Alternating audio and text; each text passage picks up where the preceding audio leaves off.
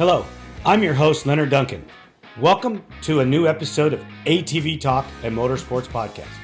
Please join us every Tuesday at 5 p.m. Pacific Standard Time. We bring you interviews with industry professionals, live events, live news about the motorsports industry in every episode. Enjoy the show. Whether we are out riding with our friends and family or racing in extreme environments, we all need good tires. That's why I recommend GBC Power Sports Tires, a division of Greenball Corp. Their products, which include XC Master, Mini Master, and Groundbuster 3, are what leading professionals in the ATV-UTV industry are using. You can get your tires at greenballtires.com or find them on Instagram as GBC Tires for further inquiries. Are you looking for the best suspension technology for your sport ATV? Look no further than Elka Suspension, the industry leader in sport ATV suspension technology. With championship wins in prestigious events such as the Dakar Rally, Score, Best in the Desert, ATV MX, Cross Country, and Works, Elka Suspension has established itself as the go-to choice for athletes and enthusiasts alike. But they don't just stop at ATVs. They're constantly expanding into new markets, including UTVs, trucks, SUVs, pit bikes, snowmobiles, and more. Their commitment to innovation and quality means they're always looking to improve and adapt so you can enjoy a smooth ride wherever you go. Want to learn more about what Elka Suspension can do for you? Visit their website at elkasuspension.com or give them a call at 450-655-4855. They will always be happy to answer your questions and help you find the perfect suspension solution for your needs. Welcome to DBR Racing Products, the leader in 3D modeling and innovations. Since 2015, they have been revolutionizing the industry, starting with their groundbreaking YFZ 450R battery boxes. But they didn't stop there. They have continued to push the boundaries, constantly improving their design with each new version. In 2018, they introduced the game-changing Vortex EXO cage, specifically designed to securely hold the Vortex ECU in a safe and sturdy location. This breakthrough innovation ensures your ECU stays protected even in the toughest racing conditions. At DBR, they understand that every detail matters. That's why they also offer an array of essential products to enhance your racing experience. Their spark plug hold downs keep your engine firing at peak performance, while their LTR breather boxes ensure optimal ventilation for your machine. Their LT250 engine skid plates are a must-have for those seeking unmatched protection. Engineered to shield your engine from impacts and rough terrain, they provide the ultimate defense for your ATV. But that's not all. They've developed ProPeg mounts that allow you to use TRX 450R Nerf bars, giving you greater control and maneuverability on the track. To explore their full range of innovative products and learn more about DBR Racing, visit their website at www.dbratv.com. You can also reach them directly at 507-828-1233.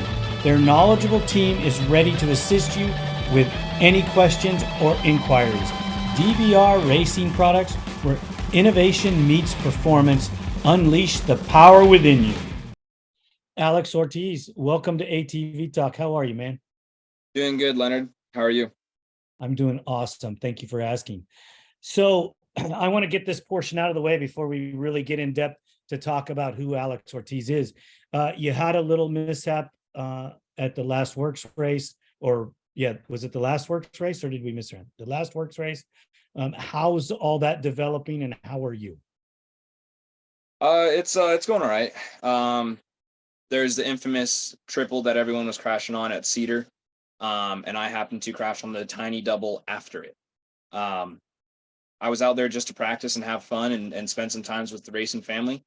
And it was kind of my first lap of actually hitting all the jumps. And I just went over that one without anyone ahead of me. So I just way overshot it and took a tumble and broke my collarbone. Um, this last weekend was 6 weeks, I believe. I had my second follow up today, and I can take it out of the sling now and start using it for light duty, is what they're calling it. So So, like most young men your age or my age that don't listen, you're back to doing everything you normally would do, or are you listening? I'm trying to listen a little bit. I don't do as much at work. And then I just haven't been on the bike.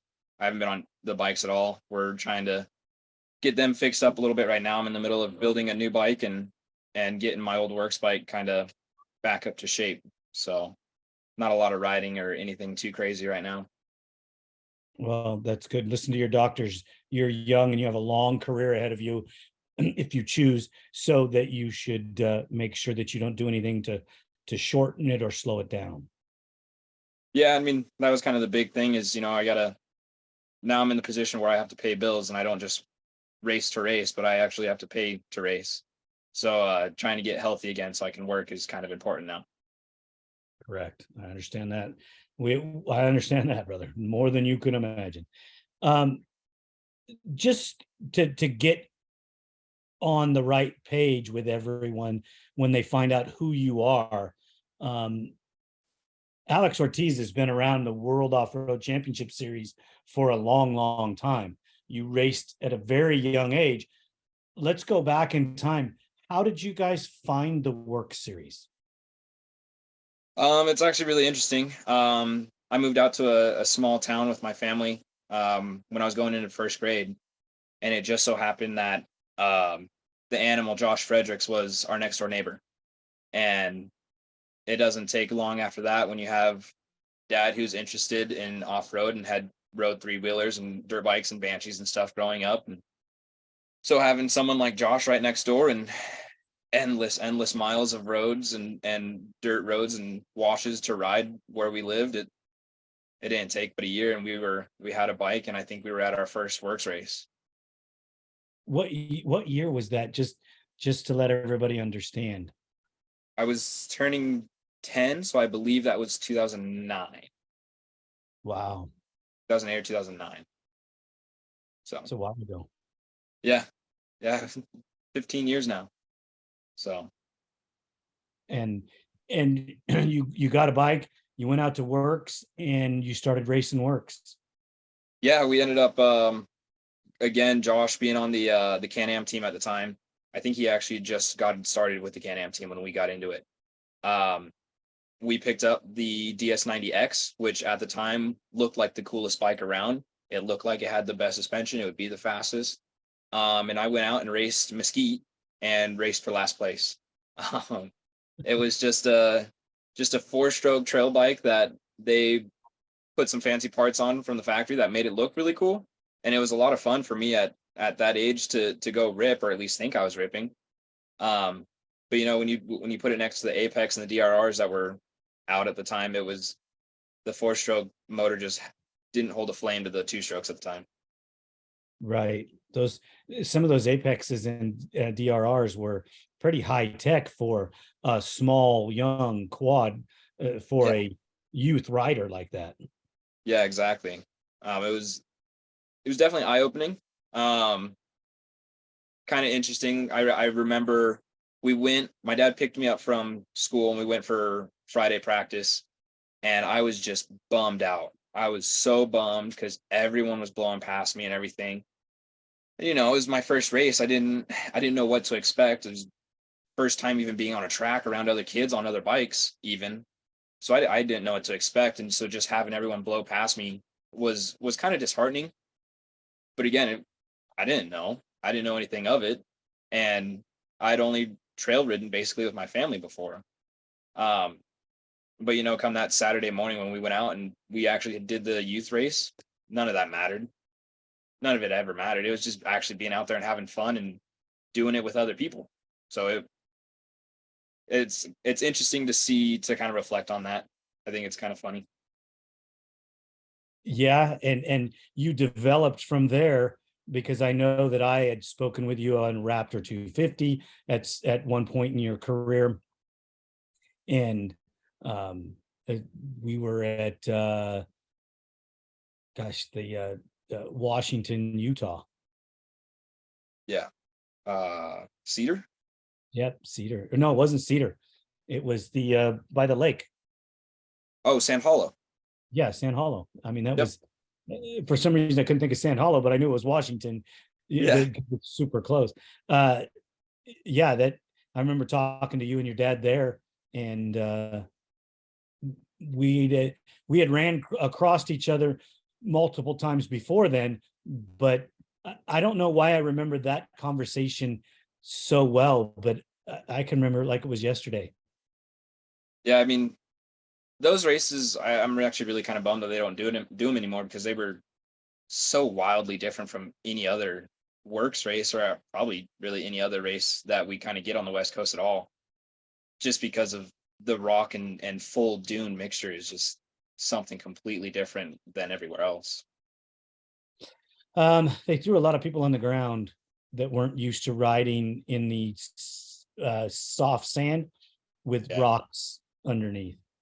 Yeah. Yeah, it did bite a lot of people for sure. You know, one of the Fuller boys got injured pretty bad there.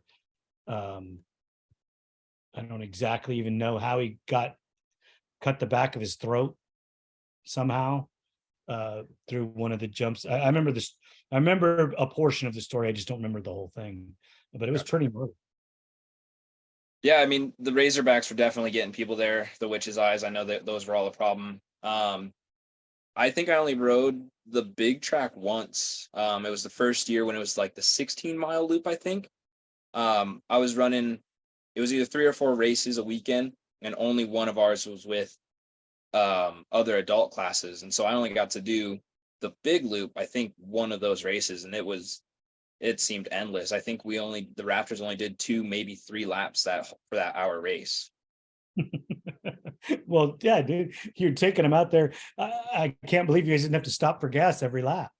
Yeah, it was pretty crazy. And I mean, the track was so wide because there was so much environment that they used too. And it was just kind of follow the pins. And you'd kind of stay somewhat close to them to actually follow the track, but there was no outside pin kind of. It was just like one center pin that you would follow. So there was lines everywhere. And I remember we ended up way out in the back and kind of dropped in this huge bowl. And I just remember like 5 or 6 quads, like in 5 or 6 completely different areas, just trying to make the track. It was a lot of fun. Hey, memories, the things that you get to do and the things that you get to see that most people don't ever think of, you know, like riding in the desert where you grew up. Yeah. I mean, think of all the things that you've gotten to see out in that desert that most people will never get to see. Yeah. I mean, on those days when you get bored of pounding laps and you kind of just pick a trail and ride off towards the hills, you end up out there a ways and come across some different things that you don't know how long have been there or when the last person came across and actually saw it. And you almost think, why would anybody be out here anyways? Yeah, exactly. Nothing in sight for miles, and here's some sort of old structure or lean-to that was built. Yeah. uh, I'm wondering what would cause somebody to go hang out in the desert, because even in the wintertime it's hot. Yeah, it's not great. I mean, it's not terribly hot, but I mean it's viciously cold at night in the desert for sure in the winters. So you get the complete opposite. Right, right. And I've been out there for both, you know, whether we were desert racing or testing or whatever, and it's crazy to see the difference in the change. And sometimes it can be hot in the daytime and cold at night. Yeah. Oh yeah. I mean, the race that comes to mind is the Silver State 300, or even some years the Vegas to Reno was a pretty chilly start, but then you're at Silver State, you're upper 80s, 90s by the end of the race, and Vegas to Reno, you're blasting across the desert and it's 120 degrees out. And you get there in Reno at night, and when it was a different speed or the courses were different, you'd get there at night and you'd need a jacket. Yeah. Yep. I remember racing Vegas to Reno on a motorcycle, and midday ride, I'm shedding clothes. My night ride, I'm wearing a jacket. Yeah. Yeah. And unfortunately, I haven't been able to complete the whole course myself, but I've chased the race a few times, and it's it's so drastic because you get up into Tonopah and stuff, and if you get up there early enough, they're so high in elevation that it's even chilly there. And then some of the other mountain towns that you get to as you get closer to Reno, they're up there pretty far in elevation, so the weather is just all over the place. And I've been blessed to race it on a quad, race it on a motorcycle, chase it multiple times for many different teams. And I would have to say that Vegas to Reno is probably the most iconic race that you could race in America. Next to some of your cross country stuff back east, that's really amazing. They talk about snowshoe and black water, things like that.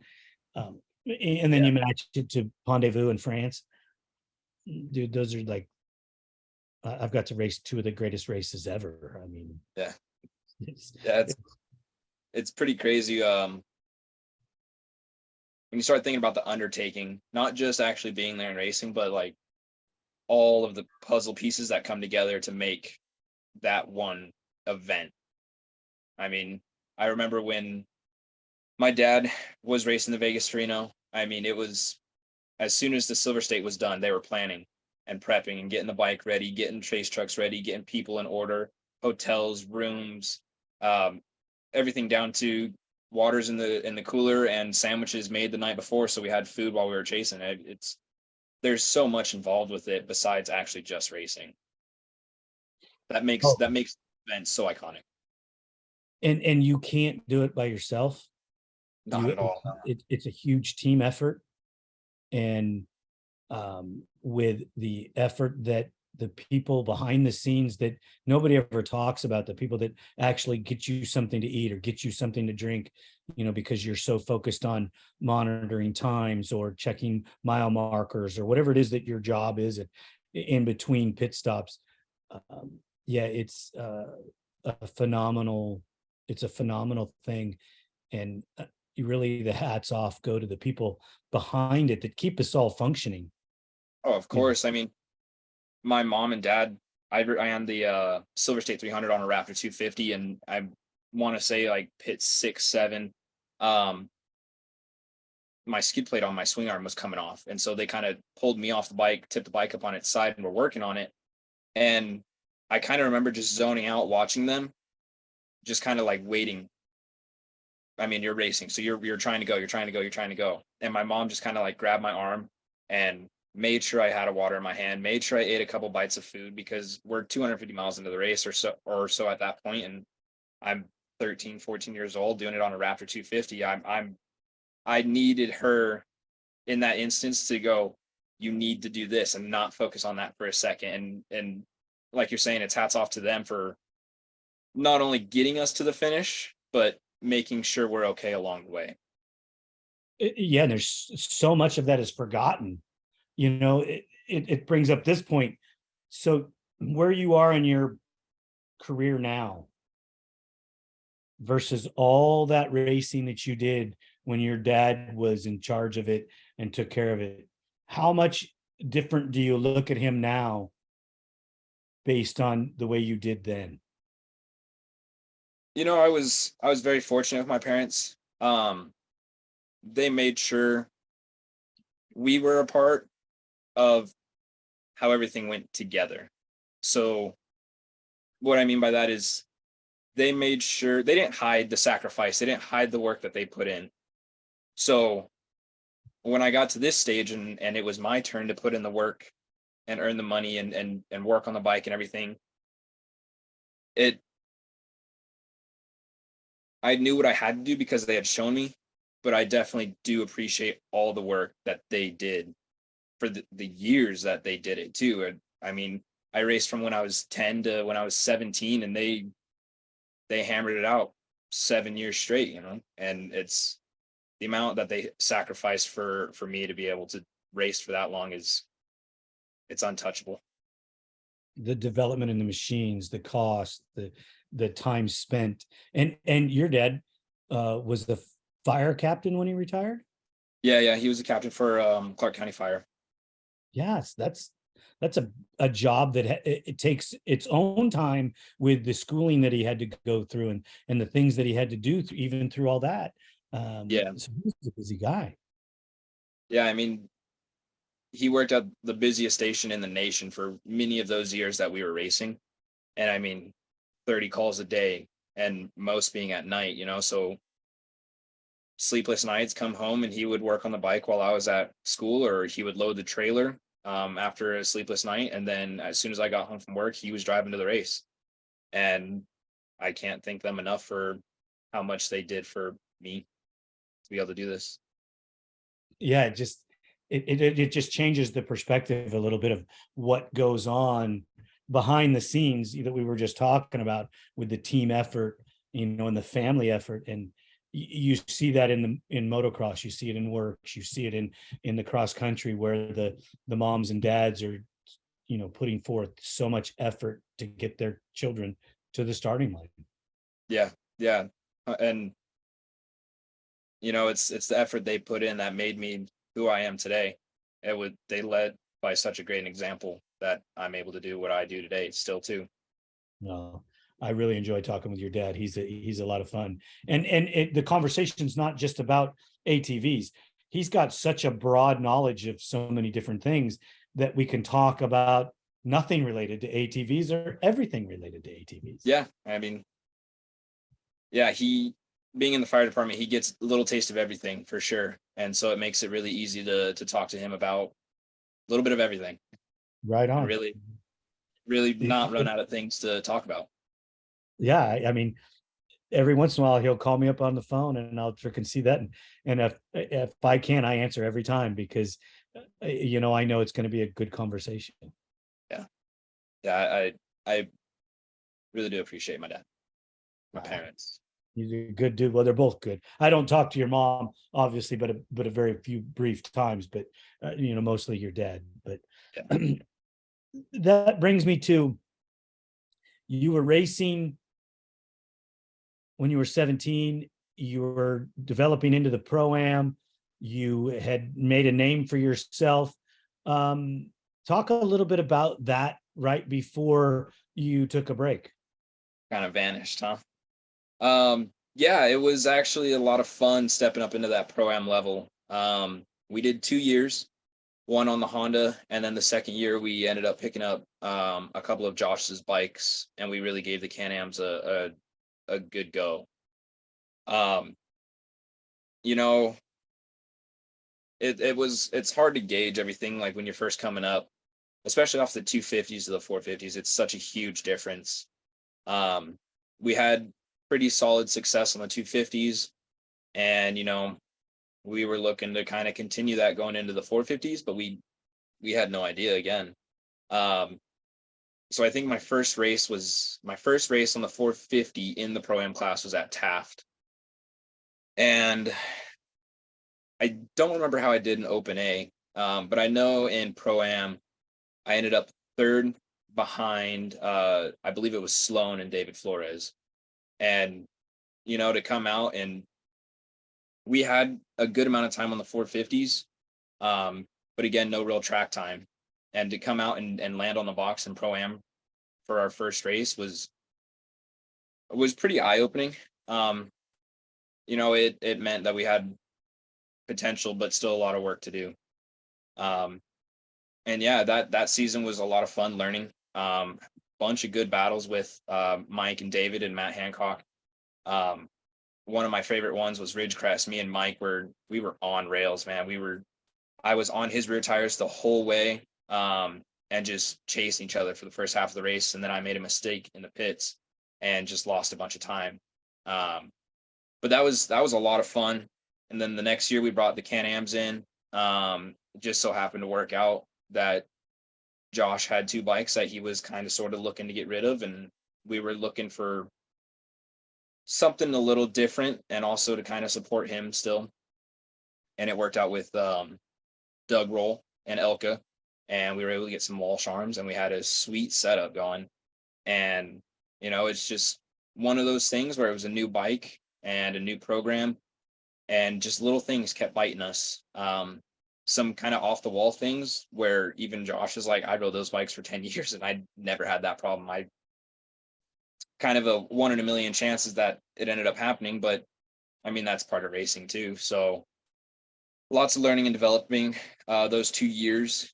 And then I had the idea of going to school. And so I got serious about that and we backed off of racing. But yeah, those first 2 years in Pro-Am were a lot of fun. It was a lot of hard work. Even on the Honda, just getting used to it and then switching to Can-Ams and getting used to those and trying to develop them into competitive machines. Yeah, that's two different spectrums there for the Honda to the Raptor 250 to a Honda 450R. Oh my God. And then you went from a Honda 450R to a Can-Am, which is another world that is totally different. Yeah. It was cool. It was a lot of fun. We had great battles on both bikes. We had great races on both bikes, and we had some upsets on both. But I mean, it was a lot of fun. It was a lot of fun. I struggled with the Can-Ams, but I loved them. I truly loved that bike. I think it was so much fun to ride. It was so fun to learn how to ride it. You couldn't ride it like a Honda. It was too long and too light. I found myself just learning a whole new style of riding on that thing, and it was a lot of fun to do that. So yeah, it was good. Now I want to talk about something that's near and dear to your heart, and take your time explaining it and talking about it. 603 is your number, and there's a special meaning behind it, and it goes deeper than I think anybody else, even myself, may not understand it. So if you'd explain it, I would appreciate that. Yeah. 603 was one of Josh's original numbers. And when he got in his accident, got paralyzed, he was my neighbor, obviously someone I look up to a lot. So it was pretty hard then, and it still is, to have this idol that you hear go ride every day like clockwork. Doesn't matter if it's summer or winter, 2-3 in the afternoon, hottest, worst part of the day, he was always going. To hear that every day, to not actually even seeing him for a while because of rehab and everything, it was a really big struggle. But once he got out and everything, he did a couple of the foundation rides, and Buddy Williams and myself, who were pretty close with Josh, asked if we could run his number to kind of carry on the legacy and just support, honestly, a legend in the sport. I mean, we never trained together or anything, but his attitude, his persona, just his riding style was always something worth looking up to. And so I think part of running his number still is just kind of that. It bring that persona and that just never quit attitude, and just a down to earth good dude that who wouldn't want to look up to him and carry his legacy through racing still. I mean, he's still around and he's still a legend, and it's cool to see him out now. He's actually been jumping on the Renegade and going out in the desert with his kids, building some mountain bike tracks. So that's super cool to see. But it just gives me a little more motivation to be better and to not quit, to not give up, and keep enjoying the sport that we all love. Trust me, brother. You couldn't have said that any better. That's why I wanted it to come from you.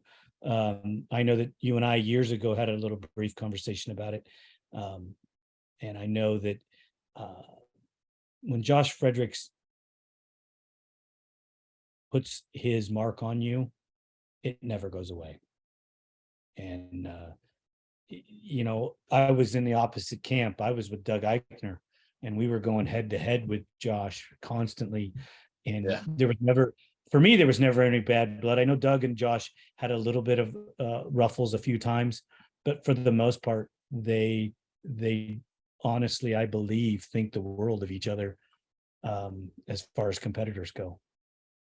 I feel like at least in the ATV community, I don't know the motorcycle world enough, whether desert or motocross itself, but I mean, I don't think there's really any of us that have bad blood with anyone on our line. I don't see a reason to. I mean, go back to the start of last year and at Vegas, I was pushing Jacob Stevens hard at Vegas, and he had nerves of steel, and he never gave up, he never faltered, didn't never made a mistake.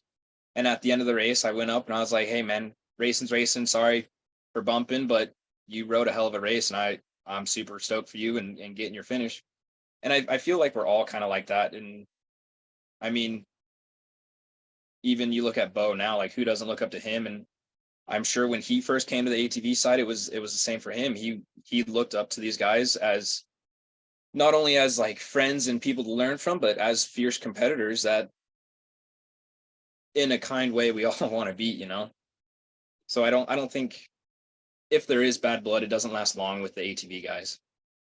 No, I think that the mutual respect thing comes pretty fast, because I talked to a lot of the old school guys, even from the back east, the motocross series, where there was just knockdown, drag out fighting for positions, and those guys are all pretty much friends. Yeah, I mean, we all get into it, and we get into it for the sport, but we stay for the family. And I mean, that's why I got back into it, is for the family. And I mean, look, my little brother, I call him Braxton. I've known him since he was 4, and now he's 16, whooping anything I would have done on the track this year. And I mean, we all love the sport, but the family is why we're there. The people we get to see on race weekends, the people we love to be around, whether if it's just for the race weekends or not, those are the people we choose. Dude, I spent 30 years of my life with that family, and trust me, it's hard not to be there. I mean, it really is. It is. I've missed I've missed a few this year, and it sucks. It's not fun to not be there and support and share that camaraderie with people still. So I skipped ahead a little bit, because I wanted to talk about the iconic number. Hmm. When you decided to go to school, what were you studying for? And did you stay close to home when you went to school, or did you travel for school? So I ended up not actually even going to school, which is kind of upsetting. Um, I was enrolled to go to UNR's engineering program, and I was going to go mechanical engineering. And I was lined up to go. They have a club that does nationwide. Basically, you build go-karts and compete them. Um, and so I had gotten in with those people and told them about my racing experience.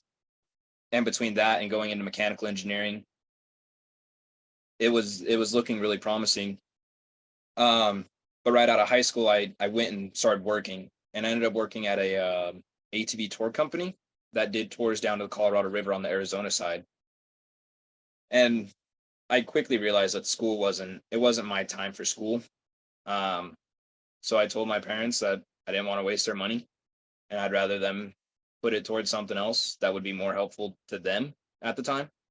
And they supported the decision, but made sure I knew I had to grow up, and I had to own up to a few things. And so I started working, and that led to doing a lot of seasonal work and traveling and seeing a bunch of different and cool stuff. So you've traveled all over the United States, or have you traveled abroad or anything like that? I've done a fair amount of the West Coast, part of the East Coast, nothing too much in the South or Midwest. I've been to Europe a couple times, and then I went and spent a weekend in Mexico, and then I've driven through Canada on my way to Alaska a couple times as well. So you made it all the way up to Alaska. Wow. Yeah, I spent 2 summers working up there, and then I visited once since, and I'm pushing to go back up again this year, but we'll see if I make it. Did you get to do any type of ATV riding or things like that while you were doing any of these travels? No, not really. I did have a 250R when I lived at not a 250R four-wheeler, sorry, a dirt bike 250R while I lived in Moab for on and off again for 2 years.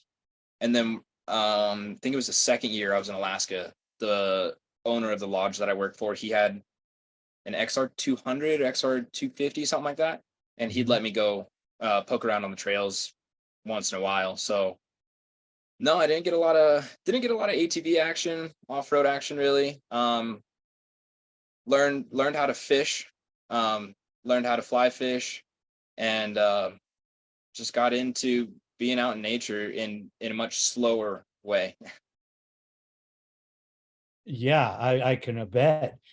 Gain some appreciation for what a beautiful country we have. Oh, absolutely. I mean, everything Colorado, Washington, Idaho, Alaska, California. I mean, everything is gorgeous. Even I did spend about a week with my sister in New York, and the city is different. The hustle bustle is quite a bit different, but it definitely has its own beauty to it as well. You got to dig deep for that one, brother. You got to dig real deep for that one. Yeah.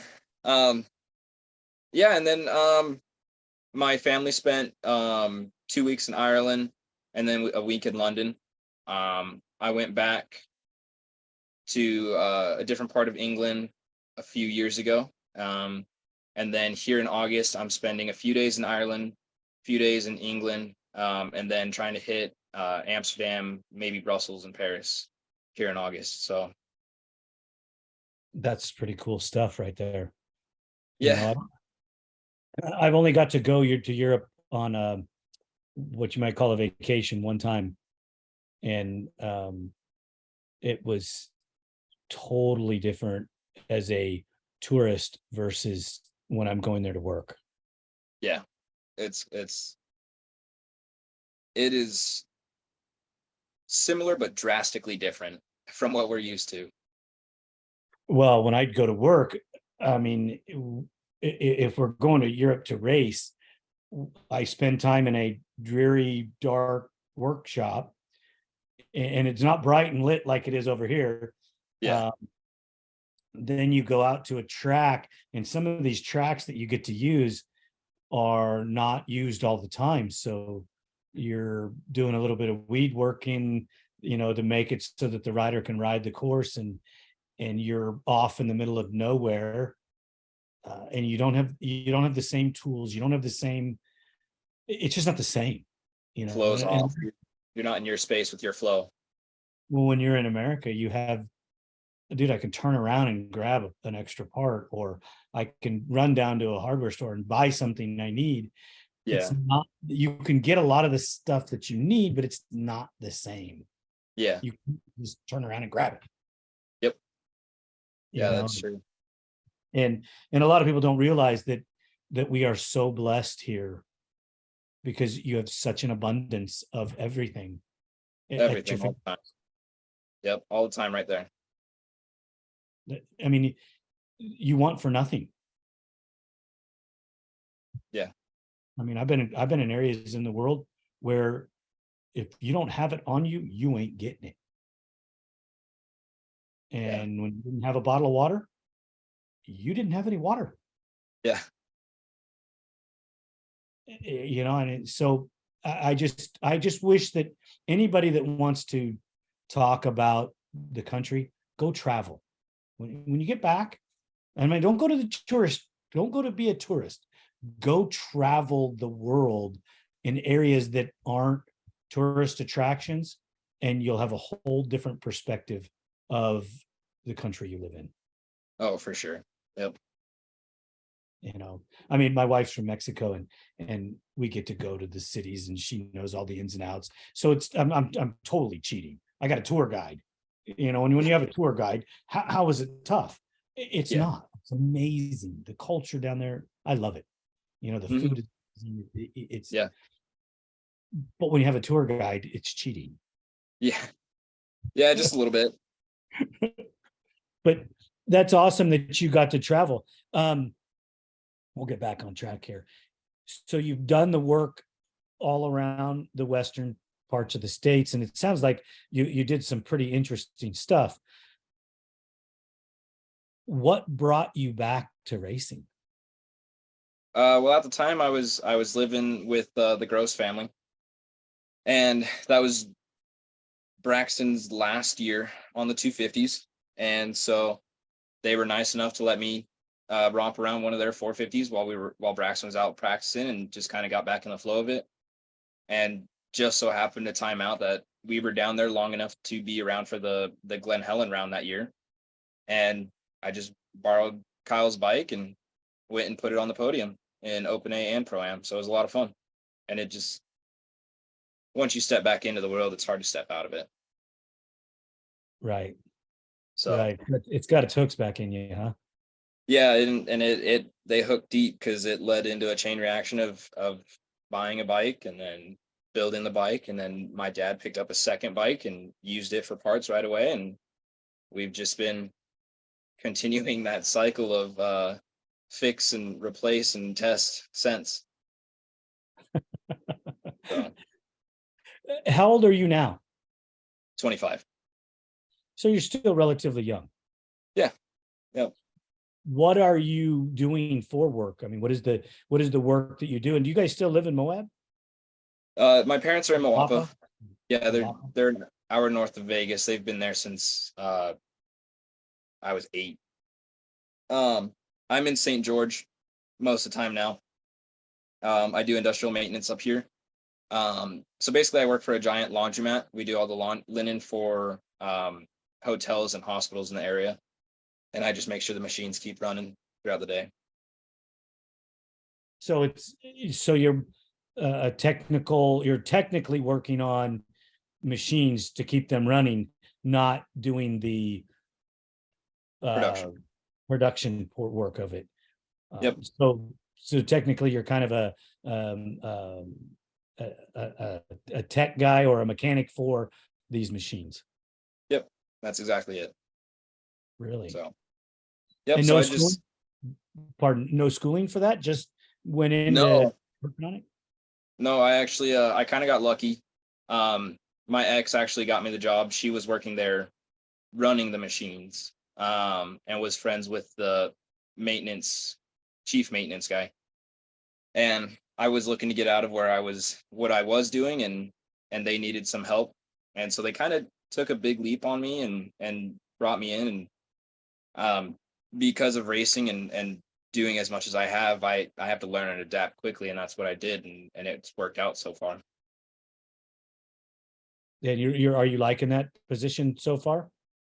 It's been good. August will be 2 years. I think it is time for the next step, whatever that is. I'll probably finish out probably through October so I can get to all the races, and then figure out what the next move is.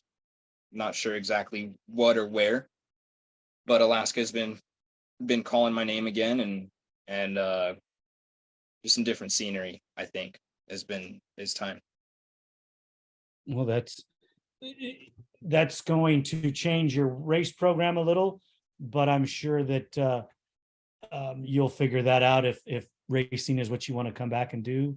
You'll be back. Yeah, I mean, I racing will never go away fully. The bikes I have, I won't get rid of. One is a works bike, and the one I'm building now is a GNCC bike. So we had planned on trying to hit 4 races this year, and just I don't know if it's on me or timing or what, but I haven't been able to get parts, a few different parts for a while. And so it's just slowed everything down. And I've had some life changes and stuff here recently, and I've just kind of stepped back from racing. Pulled my head out of the sand and taking a look around and taking stock on some stuff. But definitely looking forward to, I think we're going to push for Florida again next year. That's a GNCC race we've always died to try to get to, and we were pretty bummed when it didn't happen this year. So I think at least Florida next year.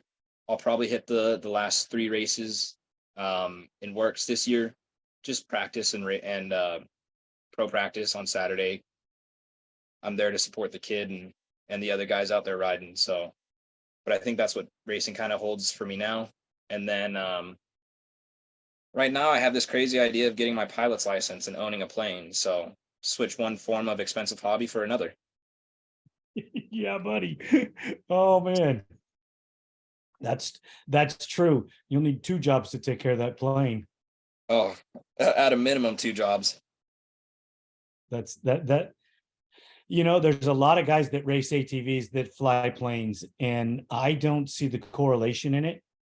But because I'm just not a small plane guy.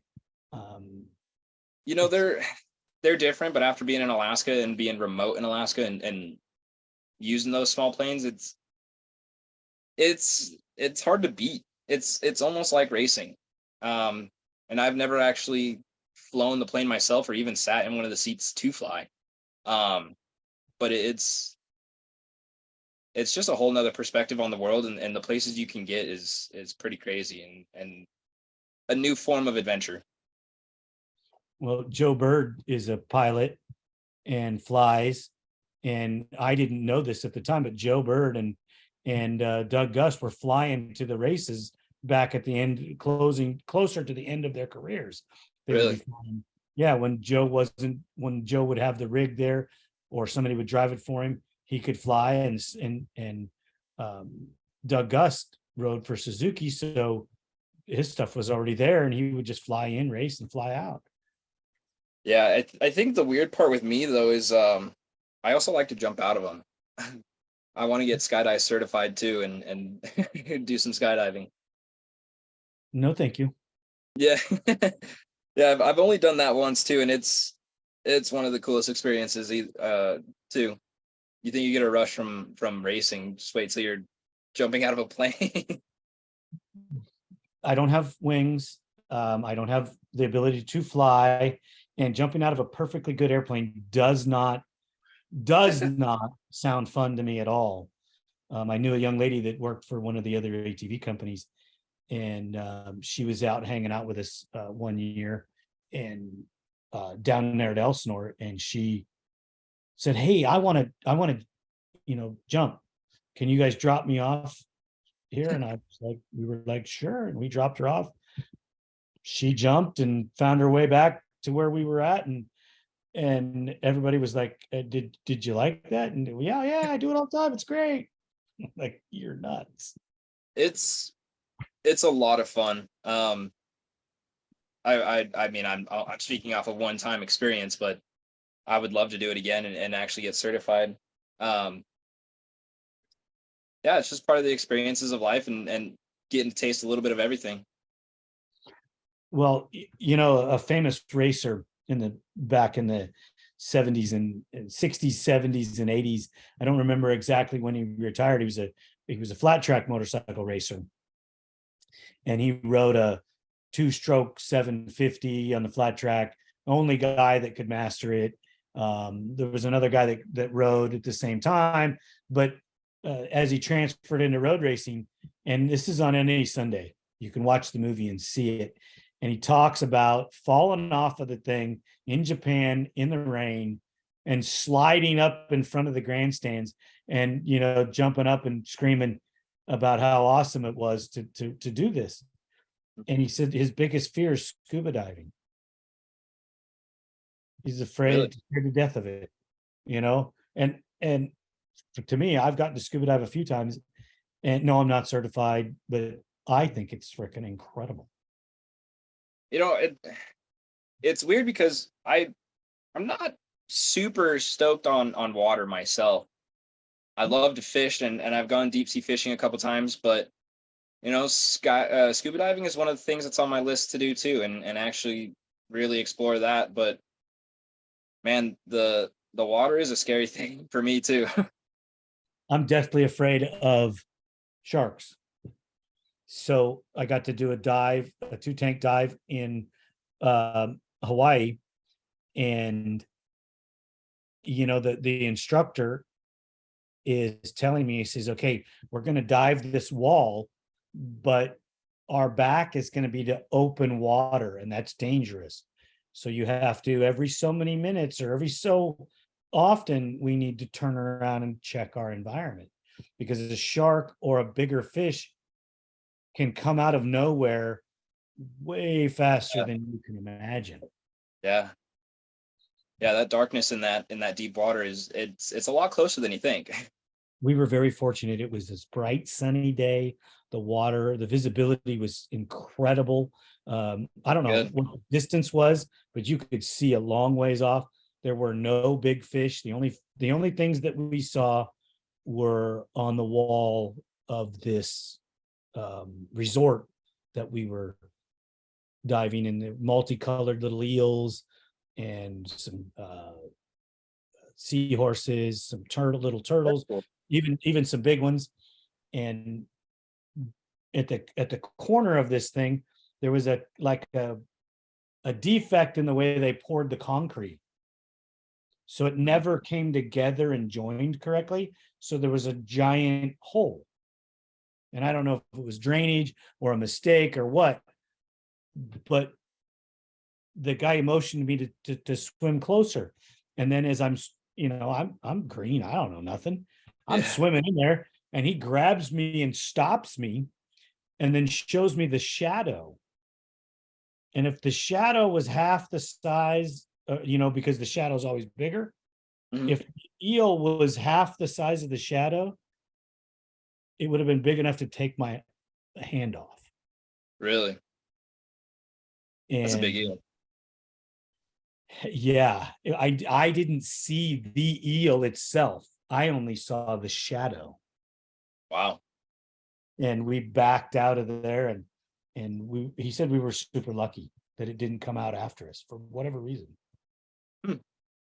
But yeah, I was going head first, no problem, whatever. This guy said it was cool. I'm going to do it. Yeah.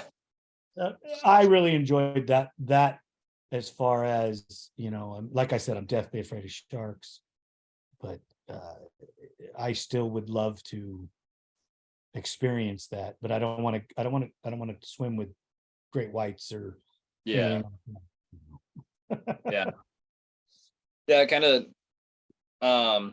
I worked at a remote bear camp in Alaska, and we just viewed bears. And towards the end of the season, we get a lot less clients in and stuff, or we get a day or two here and there where we don't have any clients. And so one morning I went out, I woke up and I heard a bear fishing in the creek behind camp. So I took my camera and I went out and I kind of uh, sat tucked inside the bank a little bit, the bank of this creek. And there is a bear going up and down the creek fishing. And I'm just taking photos of him and no big deal.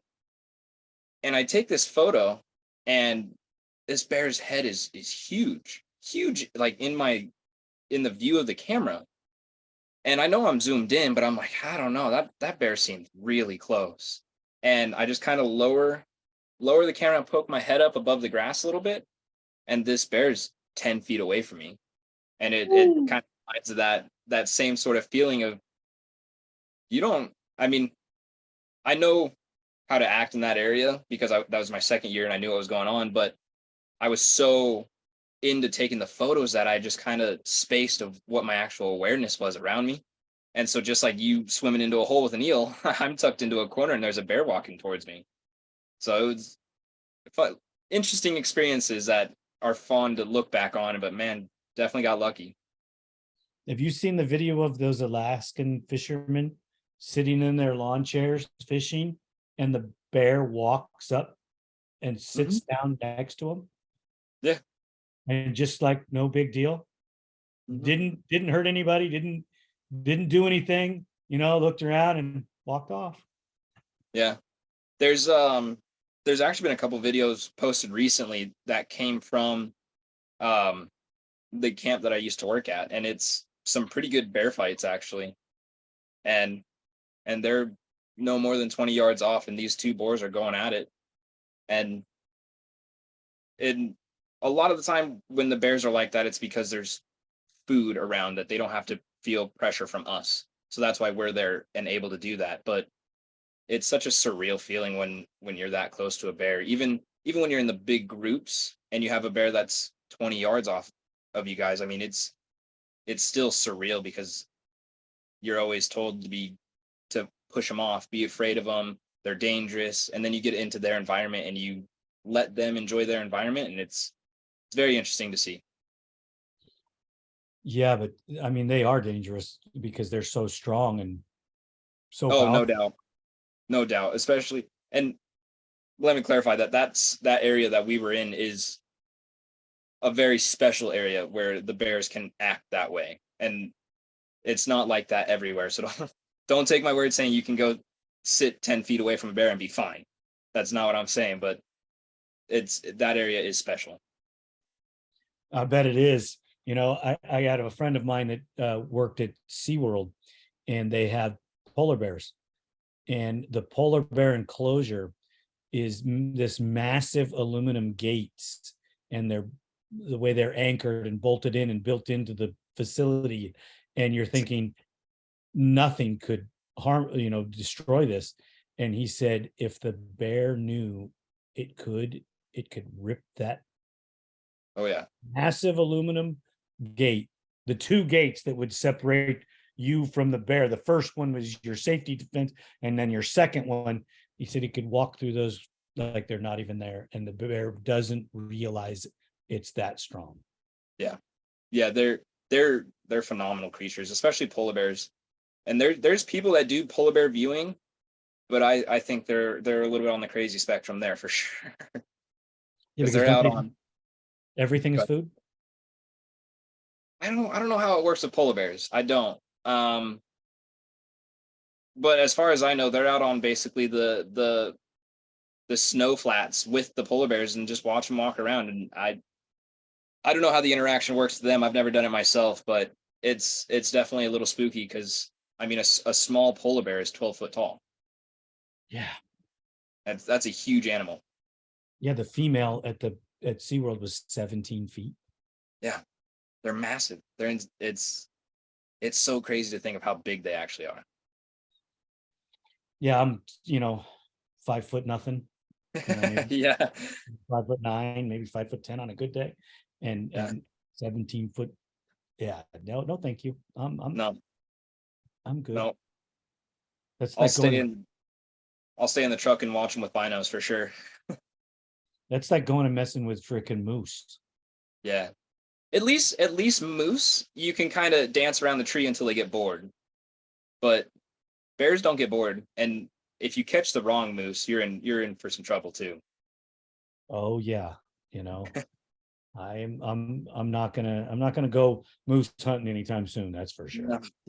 No, no, I no. think I think for me, if I was gonna go hunting, it might be for just rabbits. That's something small, little bitty. Yeah, I'm not a woodsman.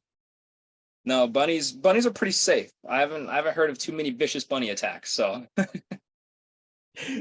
Yeah, I mean, as much as I want to think I'm a country guy because I was growing up in the rural area, I'm not because I yeah, didn't go hunting. I didn't do none of that stuff.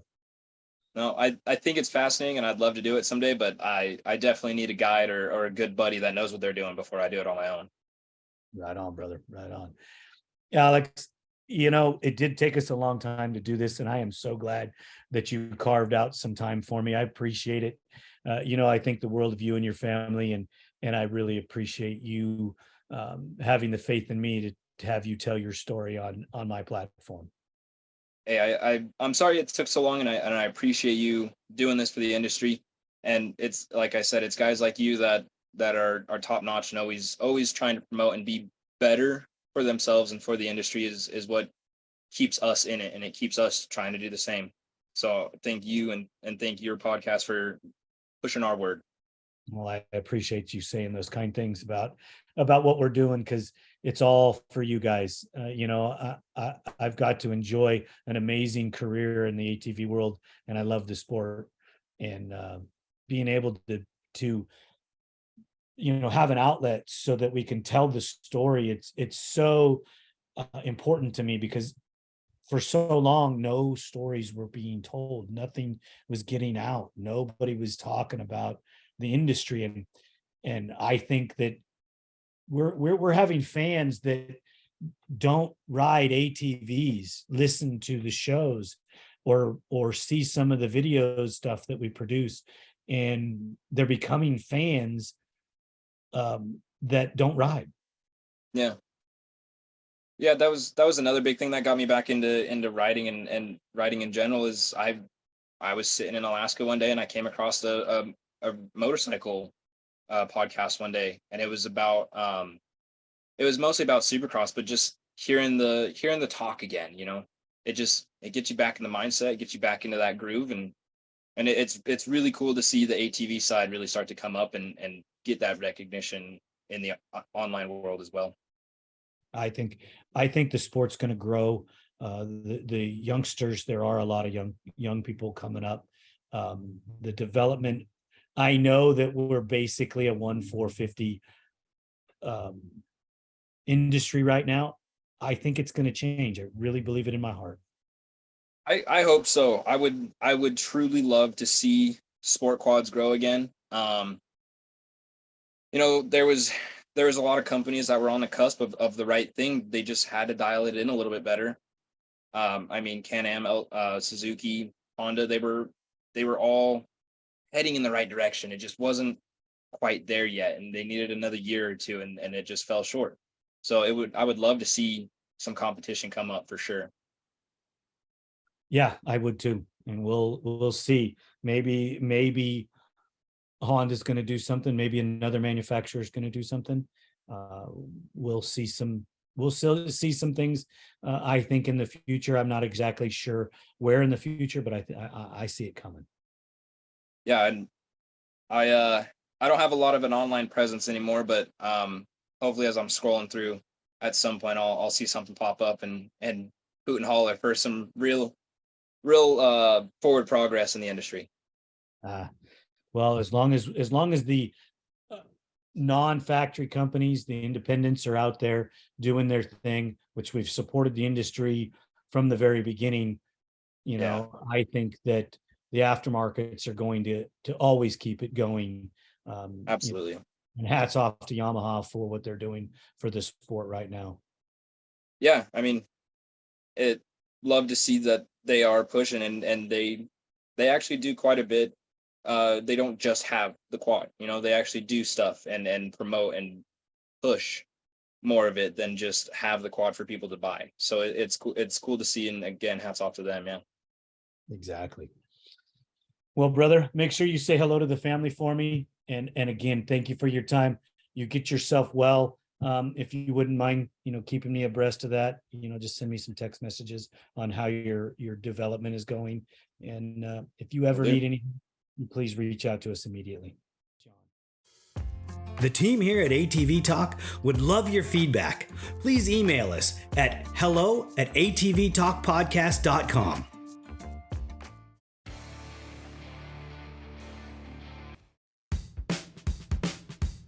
If you're in need of a consultation for your current racing program, a custom ATV, or an industry guest speaker, I have the company for you. Duncan Technologies International Inc. offers host, MC, and guest speaking services at events, builds custom ATVs for recreational riding or racing around the world, and they offer consulting services for professional teams or individual racers. Send inquiries to duncantechinternational@gmail.com or call 619-716-1532 for more information. Thank you for listening. We hope you enjoyed this episode. If you did, don't forget to share us with your family and friends. The podcast is available on all streaming platforms, and you can find us on social media as ATV-TALK Podcast. We're on Instagram, Facebook, TikTok, YouTube, Rumble, and Twitter.